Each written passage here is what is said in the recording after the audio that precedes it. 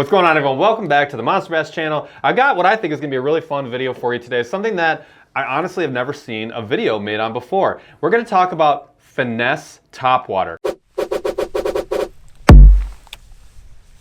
Everybody loves topwater. Everyone loves seeing that blow up. But sometimes you see some baits and you almost don't even know how to fish them because they don't look like baits that you've seen in the past. In this case, I'm going to talk to you about some finesse topwater fishing. We're going to talk where and when to use that finesse topwater. We're going to talk about the type of setup, so rod and reel that you're going to want to use, line as well. And then we're going to talk about some of the baits. I'm going to show you some really cool examples of baits that have been around for a really long time that are maybe a little more on the finesse side. I'll show you how to use them and then maybe some tactics to be successful.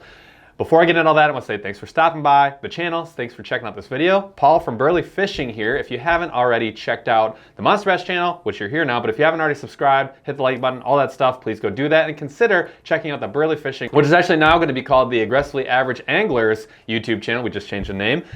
Please go check us out there too. We do a lot of unboxings. We do a lot of gear reviews. We do a ton of tips, tactics, and really our whole channel, the whole vibe is all about just being aggressively average. It's wanting to learn more. It's wanting to be able to go to any body of water and feel really confident in catching fish. It's about trying new things and checking out new tackle, which is what we're doing here today as well. So go check that out.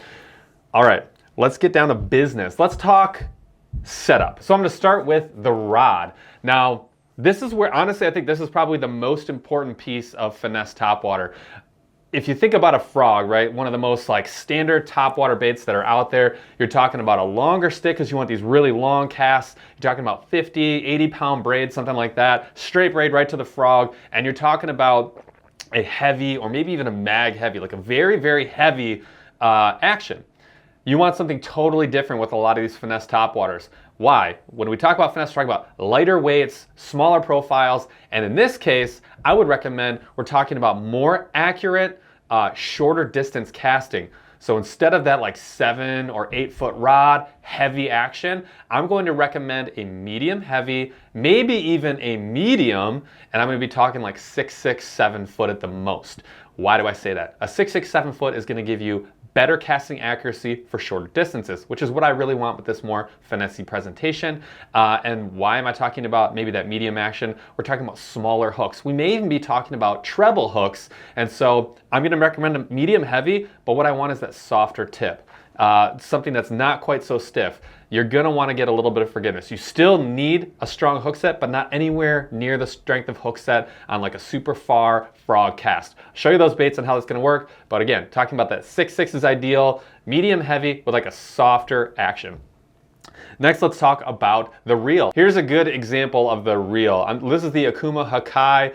It comes in 3 different speeds. Whatever it is, it's your choice. I recommend something in the 7 range. Don't go all the way up to 8. You don't need something that fast because again, working shorter distance, you don't need to horse that fish out and you're not gonna need to reel down a bunch of line really quickly before your hook set. So anyways, what I like about the Hakai is that it's extremely light. It's gonna balance out your setup, keep you really light and help you again with that accuracy because you're not going to be fighting the weight, counterbalancing the weight of the reel. So that's a good example. But any light or smaller size reel, you can even go down to 100 size because again, I'm not looking for that longer cast. So I don't need to go to a 200 or a 300 size bait caster. But I do recommend a bait caster. Let's talk baits. I'm going to start with something that's maybe more standard. So I'm going to start with the frogs. Vanna, give me a frog.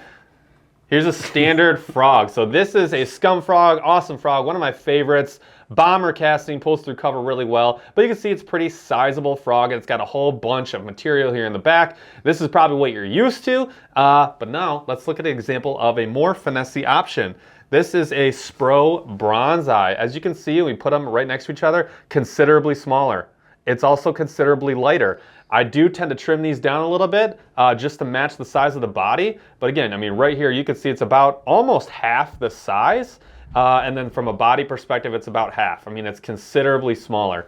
Now, let's talk about something that actually came in a recent Monster Bass box. This is the Reckless Roach from LUNKERHUNT. So this came in the January box, and you can see it's even smaller. So let's grab that Spro Bronzeye again. Look at how it pretty much is, it's almost the exact same body size. Here's a big difference though, and this is why I think this is an awesome example of a really finesse-y topwater. You're looking at these small hooks. They're really close together. They're not a super thick gauge. The body is small. But what I really like about these types of baits, like the spider that they make, these legs have a lot of action, but you can tell they're not only in the back. Where I like to take the best, oh, there's the spider right there. The old Black Widow.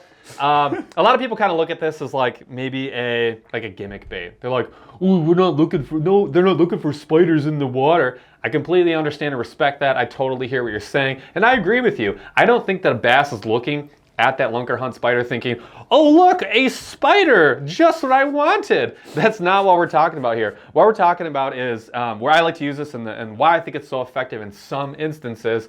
We do a lot of pond hopping. I'm a kayak fisherman. I don't always find myself in like pristine, gigantic bodies of water. I find myself in really small puddles and ponds and backwater sections where there's not like this giant, massive expanse of really thick cover. Sometimes I'm just seeing some sparse lily pads, especially early and late in the season. Or maybe I'm fishing docks that have a little bit of grass cover, but not a lot of heavy grass cover.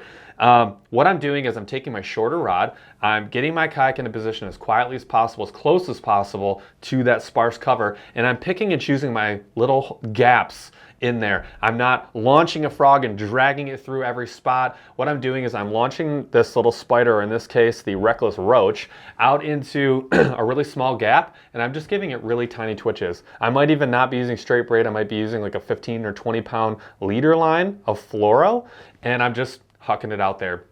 And I'm just giving it little pops and twitches. These legs work wonders in those little tiny pockets. You're creating a little bit of movement, and then all of a sudden, you're like a tasty snack. Again, I don't necessarily think that the fish think that this is a spider or anything. They're just seeing some movement on top, like, ooh, little snack. You're gonna get your little topwater bite, and again, in that sparse cover, my medium heavy is gonna work just fine. I don't need to horse the fish out through a whole bunch of grass because, again, short casts, and I think this is a really effective way to fish finesse topwater. Another place where I like to see some finesse action is in a popper. So here's a standard popper. This is the 13 Fishing Poppy McPop Face. This also came in a recent Monster Bass box. I think it was December, but this is a bigger size. This is like a standard popper size. See, it's got a really aggressive cup mouth there. Just a super great popper. Here is one of my favorite poppers of all time. This thing has, in the river, I've caught numerous fish with it. This is the Rebel Pop R. You can see it's essentially just a very miniature version. These are very, very similar, but this is a much smaller version, also a much lighter version. So when we talk about grabbing that lighter action rod, you can even downsize even more. I personally like these on a spinning setup a ton. It makes for really accurate short casts. And then you're going to take advantage of that softer setup, that lighter setup with these treble hooks. The way I like to use these the most, one, in the river. I like to see that little mini Rebel Pop R in the river, but I also like to see these juxtaposed right next to each other. So if I'm approaching a body of water, I don't know what the fish are looking for, I'll start with a long cast, we're really far away, and see how the fish are reacting to the giant popper. And then if I'm not getting catches or they seem a little more tentative, but I'm seeing some blow-ups, I'll get a little bit closer and I'll swap out with the little mini guy. Finesse. Another awesome example is one of my favorite baits of all time, my other favorite topwater, and that is the Heddon Torpedo. This is the standard size in Loon, which is an awesome color if you've never used it.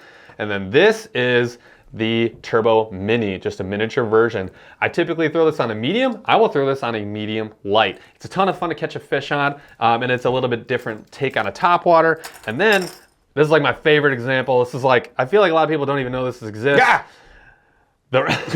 Almost took Jeff's finger with me. This is the River to Sea Whopper Plopper. Super popular bait, awesome topwater, works in the river, works in open water, works in deep water, works in shallow water, doesn't matter. Smallmouth, largemouth, this is a fish killer. This is the 110 size. This is Loon, by the way. Not the most popular color out there, but it probably should be. This one's a killer. We also have a mini. So they make a... Hey, that's my job. Put that down. They also make, so I said this is a 110, they make a 60, and it looks like this. You can barely see it. You gotta zoom in to see it. So that is the 60, and look at that, unbelievable. but this is a little bit of a cheat code. If you're a river fisherman, you love catching maybe giant crappie on top water, or whether you like to see some smallmouth bass come and do some damage in the river, this is a river killer. In moving water, splashing baits like this that make a lot of commotion and current, this can be an absolute cheat code for you. So again, I'm using this on a medium or a medium light instead of a medium heavy or even a heavy, depending on how big of a size you go. That's how you're gonna catch some of those finicky fish. Awesome, so those are my tips, tactics, and where I like to fish some of that finesse topwater. If you haven't tried it, I highly recommend you do. I'm not saying it's like the best way to catch every fish ever, but it can be a whole heck ton of fun. And again, we talked about that aggressively average angler mentality. You're trying to learn something new, add a feather in your cap, so to speak, when it comes to fishing. This is a whole other sort of area where you can grow your expertise and try something new and fun and interesting.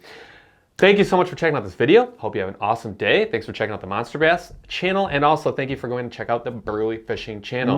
Aggressively average anglers. And thank you for checking out the Burley Fishing channel, which is now called the Aggressively Average Anglers channel. We have all the things you come to expect from Burley Fishing, but you know, we've kind of rebranded the channel to be more what we feel like we represent. So go check them out and have yourself an awesome day. Bye-bye then. Take care now. Bye-bye then.